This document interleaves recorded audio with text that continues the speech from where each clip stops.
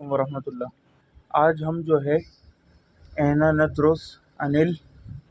تفرد اليوم، آج ہم تفرد کے بارے میں پڑھیں گے کہ تفرد کیا ہے۔ تفرد بیسکلی، ویسے تو ہم نے جو تفرد کی ویڈیو بنائی ہے اس کی میں ڈالا ہوا ہے تفصیلاً، اور ایک شارٹ ویڈیو اس میں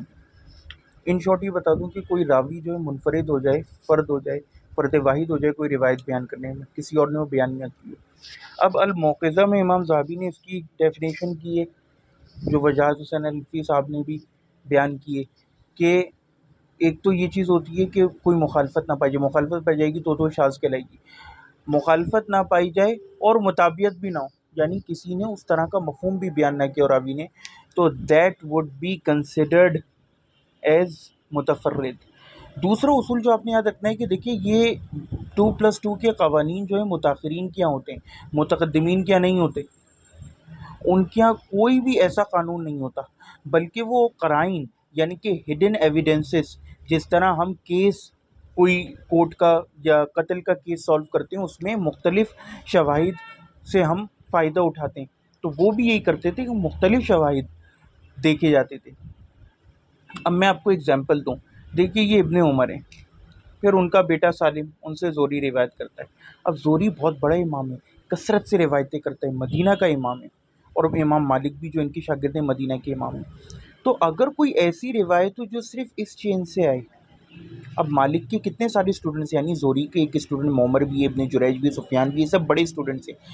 مشہور، لیکن اگر کوئی بات مالک بیان کرتے زہری سے جو ان لوگوں نے بیان نہ کی ہو،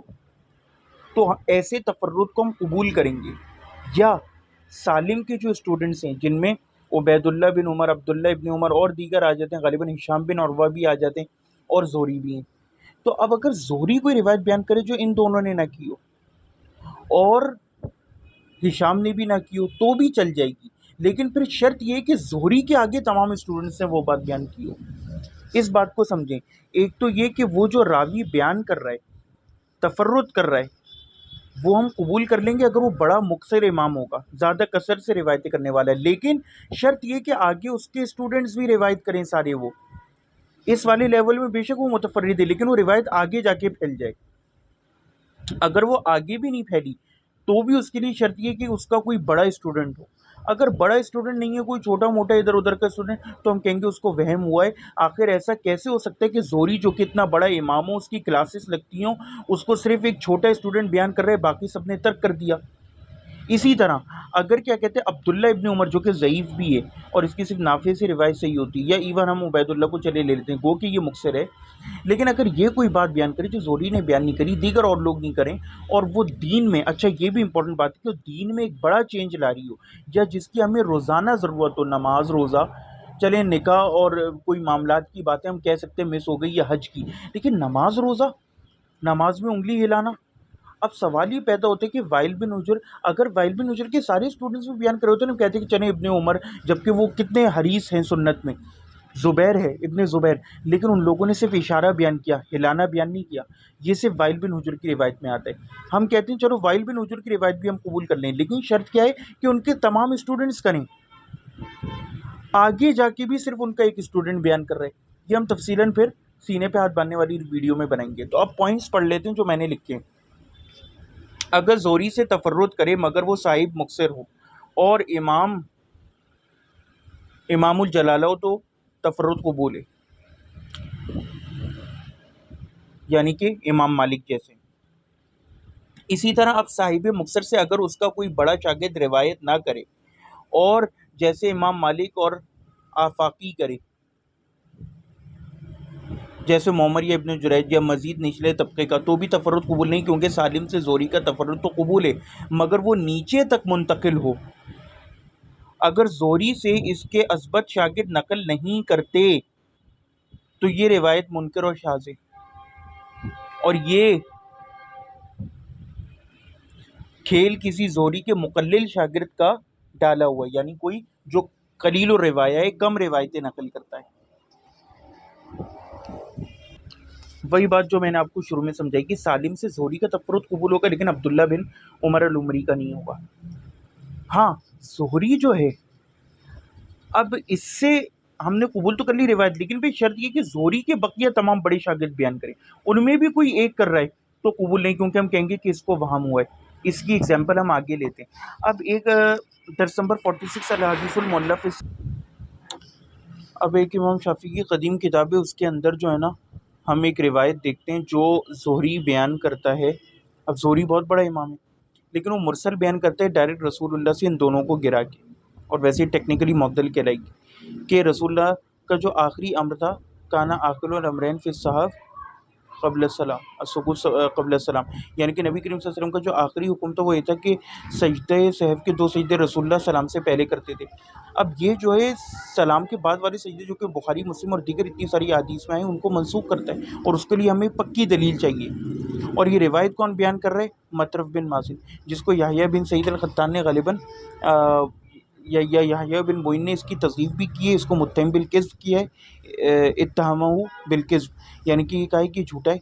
دوسری بات یہ کہ مقلل ہے، مکثر نہیں ہے، اور جو ان کے اتنے بڑے بڑے شاگرد ہیں، معمر ہے، ابن جریج ہے، مالک ہے، سفیان ثوری، یہ سب کہاں ہیں؟ یہ لوگ یہ روایت بیان ہی نہیں کرتے، اوپر سے لہٰذا یہ والا جو تفرد ہے نا یہ قابل قبول نہیں ہے۔ ایک اور ایگزامپل دیکھ لیں، بدایت الفوائد، امام احمد بن حنبل سے پوچھا گیا کہ یہ جو روایت ہے احمد بن یونس کی، جس میں وہ ابو بکر بن عیاش سے بیان کرتے ہیں، اور وہ حسین سے، اور وہ مجاہد سے، اور وہ ابن عمر کا عمل بیان کرتے ہیں کہ لا یرفع یدیہ فی اول تکبیر، کہ وہ پہلی تکبیر کے علاوہ ہاتھ نہیں اٹھاتے تھے۔ اب سوال یہ پیدا ہوتا ہے کہ امام احمد بن حنبل نے کہا کہ سالم و نافع اثبت منہ، کہ سالم اور نافع کہاں گئے؟ وہ اس سے زیادہ اثبت ہیں، وہ رفع الیدین کی روایت بیان کر رہے ہیں۔ اچھا کبھی کبھار یہ ہوتا ہے، جیسے ہم بخاری میں دیکھتے ہیں کہ ایک روایت ہے کہ رسول اللہ نے پالتو گدھے حرام کر دیے تھے، تو وہ ہمیں نافع سے بھی ملتی ہے، سالم سے بھی، مختلف جگہوں پہ ملتی ہے روایت، لیکن ایک جگہ نافع اس میں ایک ایکسٹرا لفظ کا اضافہ کرتا ہے، توم، یعنی لہسن۔ اب ہم اس کو اباحت پر یا کراہت پر معمول کریں گے، بالکل حرمت پر نہیں، لیکن قبول کریں گے، کیونکہ ناوے ایک مکثر راوی ہے، گو کہ اس نے ایک بات ایسی بیان کی جو اتنے سارے شاگرد بیان نہیں کر رہے، نہ عبداللہ ابن عباس نہ کوئی اور صحابی بیان کر رہے، یہاں تک کہ ابن عمر کے شاگردوں میں بھی سالم بیان نہیں کرتے، لیکن صرف نافع نے بیان کی، لیکن یہ ہم پھر بھی کچھ حد تک قبول کر لیتے ہیں۔ لیکن یہاں تو مجاہد آفاقی ہے، اس کی بات کیسے قبول کر لیں، جبکہ سالم، نافع اور اتنے بڑے بڑے شاگرد کچھ اور بات کر رہے ہیں؟ تو یہ والا تفرد قبول نہیں ہے۔ تو میں نے آپ کو دونوں ایگزامپل دکھا دی۔ ابن حجر نے اس طرح کا نا اس پہ شو کیا ہے کہ ہم جو ہے نافع کی یہ والی بات قبول کر لیں گے، یعنی سوم والی۔ اس کے بعد آپ آ جائیے،